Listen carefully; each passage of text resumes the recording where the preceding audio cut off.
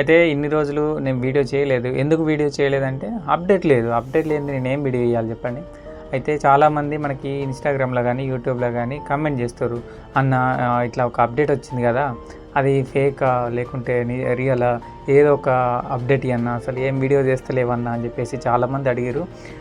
మీ కోరిక మేరకైతే నేను వీడియో చేస్తాను. అయినా ఇప్పుడు ఇది చదవాలి ఒకసారి. చదువుదామంటే ఆల్రెడీ చాలామంది వీడియోలు చేసే ఉంటారు. ఎందుకంటే వాళ్ళు ఎప్పుడు ఏ అప్డేట్ వస్తుందా అని చూస్తారు. ఆ అప్డేట్ ఫేకా నిజమా అయ్యే తెలుసుకునేంత టైం కూడా ఉండదు వాళ్ళకి. ఎందుకంటే వీడియో పెట్టాలి కాబట్టి నా వీడియో ఫస్ట్ రావాలి.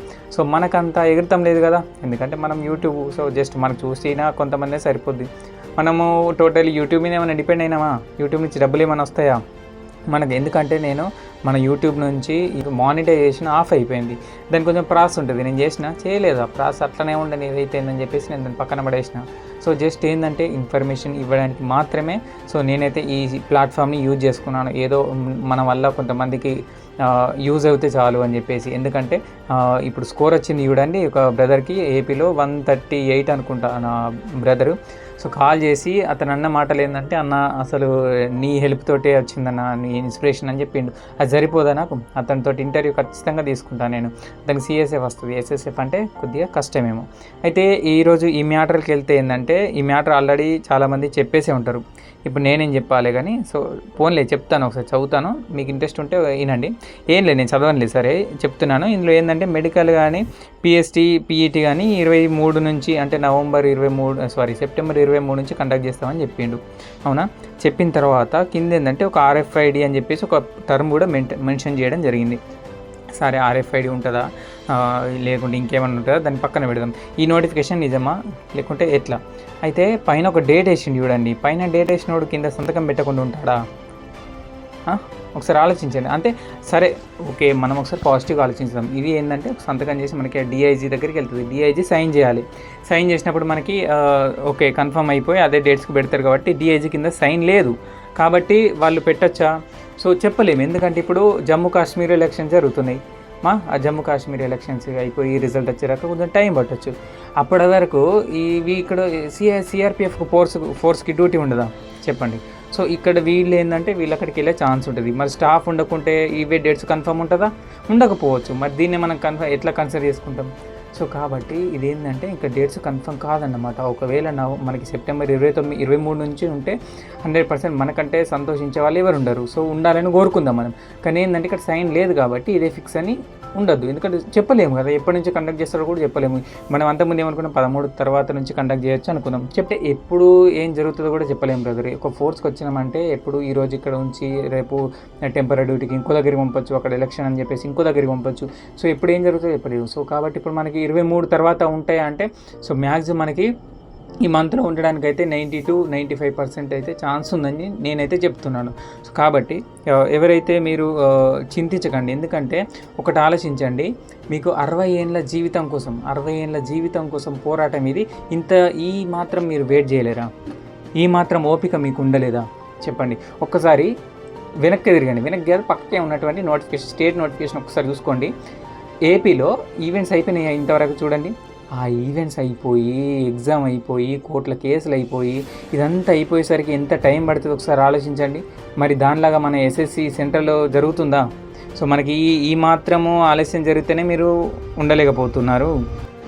మరి స్టేట్లో ఒక నోటిఫికేషన్ కంప్లీట్ కావాలంటే మినిమం 2 years అయితే పడుతుంది.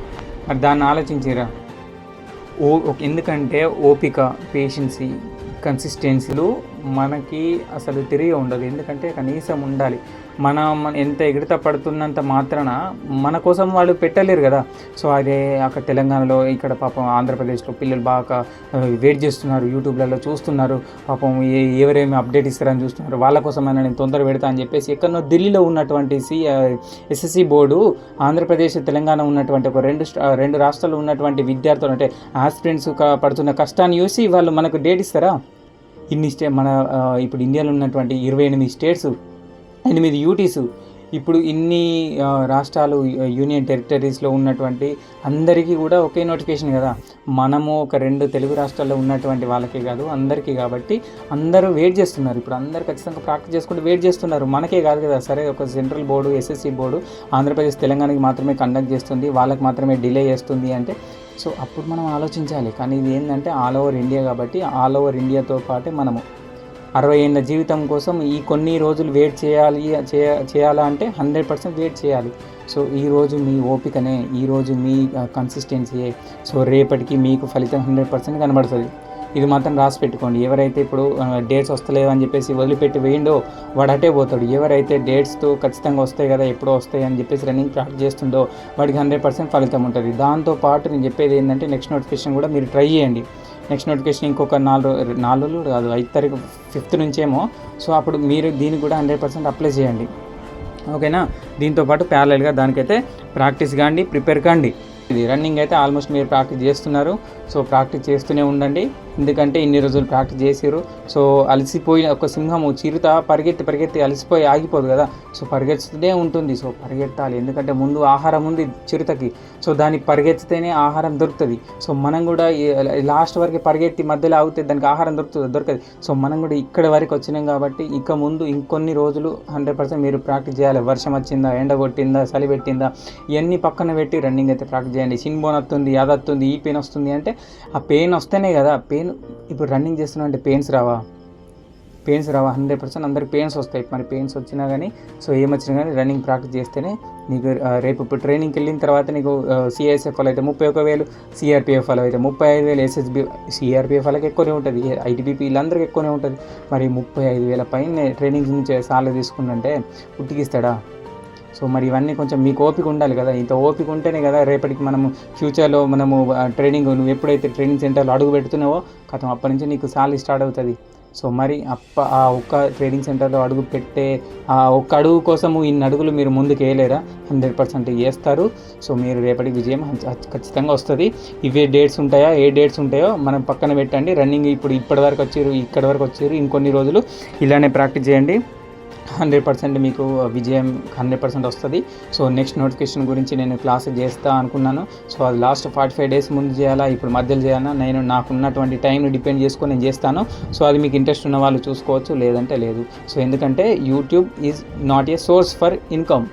సో మేరలీ అంటే నా కోసము నేను ఏదో యూట్యూబ్ మీద డిపెండ్ అయ్యలేను అంతగానో. సో మీకోసం ఏదో ఇన్ఫర్మేషన్ ఇద్దాము అని చెప్పేసి మాత్రమే నాకు ఈ థాట్. సో మీరు ఇన్ఫర్మేషన్ యూజ్ చేసుకోండి. ఇప్పుడు దీని గురించి ఎంతోమంది వీడియోలు చేస్తుంటారు. సో మీరు అనుకోవచ్చు, సో వీళ్ళందరూ చేసిన తర్వాత వీడియో అని చెప్తారులే అనుకుంటారు. సో ఎంతో కొంత మన దగ్గర నుంచి ఒక 0.0% అన్న 0.001% అన్న ఇన్ఫర్మేషన్ వస్తుందా, కొంచెం మోటివేట్ అన్న ఉంటుందా అని చెప్పేసి నా థాట్. అంతేగాని మీరు ఏదో దీనివల్ల ఏమో ఉంటుందని చెప్పేసి కాదు. సో దయచేసి అర్థం చేసుకోండి. రన్నింగ్ అయితే ప్రాక్టీస్ చేయండి. నెక్స్ట్ నోటిఫికేషన్ కూడా ప్రిపేర్ కండి. సో 100% సక్సెస్ అవుతారు. ఓకేనా. సో ఎందుకంటే ఒకటి చెప్తాను చూడండి. ఎస్ఎస్సి జీడీ కానిస్టేబుల్ అంటే ఇప్పుడు ఎస్ఎస్సి బోర్డు అంటేనే భయపడతారు ఎగ్జామ్ కోసం. సో స్టేట్ కంటే ఇప్పుడు ఎస్ఎస్సి మరీ దారుణం. ఎస్ఎస్సి చాలా టఫ్. ఇప్పుడు చూడండి ఎస్ఎస్సి జీడీ ఎంత టఫ్ అయిపోయింది. సో నెక్స్ట్ నోటిఫికేషన్ కూడా ఇలాగే ఉండబోతుంది. అమ్మాయిలు అయితే చాలామంది అమ్మాయిలు సిఐఎస్ఎఫ్ జాబ్ రావాలి అని చెప్పేసి ఎంతమంది అమ్మాయిలు కష్టపడుతారు. సిఐఎస్ఎఫ్ కాదు, ఎస్ఎస్బి కూడా. ఎందుకంటే ఇక్కడ నేను డైలీ చూస్తుంటాను ఎయిర్పోర్ట్లో కానీ చాలామంది అమ్మాయిలు కనబడుతుంటారు. ఫోర్స్ వాళ్ళు వెళ్తుంటారు.